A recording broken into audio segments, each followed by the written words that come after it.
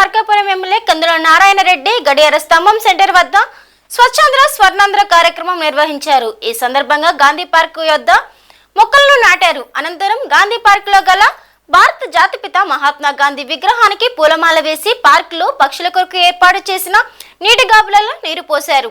అనంతరం ప్రజలకు మజ్జిగ ప్యాకెట్లు పంపిణీ చేసి గడియార స్తంభం సెంటర్ నుండి దోర్నాల బస్టాండ్ వరకు స్వచ్ఛాంధ్ర ర్యాలీ నిర్వహించారు.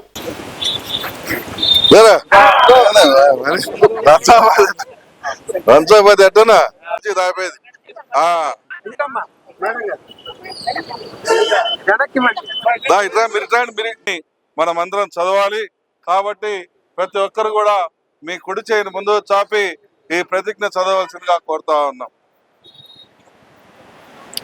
నేను నా పరిసరాల పరిశుభ్రత కొరకు ప్రతిరోజు కొంత సమయం కేటాయిస్తానని నా వంతు కృషిగా స్వచ్ఛత కార్యక్రమాల కొరకు శ్రమదానం చేసి పరిశుభ్ర ఆంధ్రప్రదేశ్ సాధించే సంకల్పానికి కట్టుబడి ఉంటానని ఈరోజు పరిశుభ్రత గురించి నేను వేసిన ఈ ముందడుగు ఆంధ్రప్రదేశ్ రాష్ట్రాన్ని శుభ్రపరచడంలో సహాయం చేస్తుందని నమ్ముతూ ఈ రోజు నుండి నా తోటి వారికి కూడా స్వచ్ఛతపై మరియు పచ్చదనం పెంపొందించుటకు అలాగే గ్రీన్ ఎనర్జీపై అవగాహన కల్పించే దిశగా